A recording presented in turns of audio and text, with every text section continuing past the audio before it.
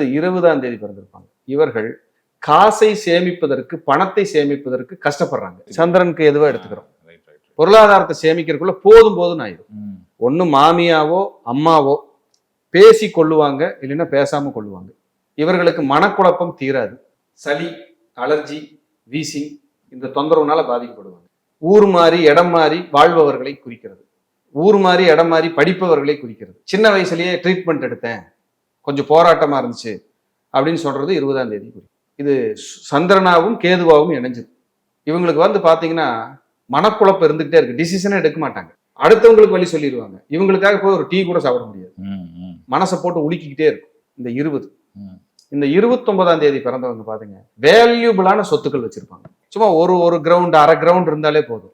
1 send 2 send இருந்தாலே போதும். அந்த இடம் வேல்யூபிளா இருக்கும். இந்த 29ஆம் தேதி பிறந்த பெண்கள் இருக்காங்க இல்லைங்க, நல்லா சமைப்பாங்க, நல்லா சாப்பிடுவாங்க. இவங்களுக்கு உப்பு, ஊறுகாய், அப்பளம்னா அலாதி பிரியம். அதே சமயம் பிரஷரும் வரும். உப்பு ஊறுகாய் அலாதி பிரியம்ட்டீங்களே வரும்.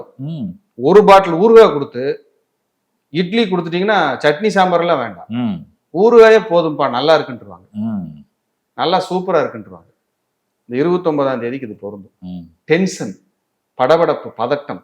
வாகனத்தை இயக்கும் போது கூட வேகமா தான் இயக்குறாங்க, சிம்பிளா இயக்குறது இல்லை. 2ஆம் தேதிக்காரங்களுக்கு கவனம் கொஞ்சம் இருக்கணும். சிந்தனை எங்கெங்கயோ டிராவல் ஆகும். ஏன்னா சந்திரன்கிறது மனசு, செவ்வாய்ங்கிறது உடனே ஒரு வேலை நடக்கிறது குறிக்கும். அப்ப அந்த 29ஆம் தேதியில பிறந்தவங்கள பகவதி வழிபாடு, சோட்டானிக்கரை, மாங்கோடு, இந்த மாதிரி பகவதி, மீன் குளத்தி பகவதி, பகவதின்னு எங்க இருக்கோ, மண்டைக்காவு பகவதி, சூப்பரா கேட்கும். ரொம்ப பவரா வேலை செய்யும். இந்த வழிபாடெல்லாம் இவங்க எடுத்துக்கணும். இவங்க எல்லாமே தாய்ப்பாசம் கொண்டவர்கள்.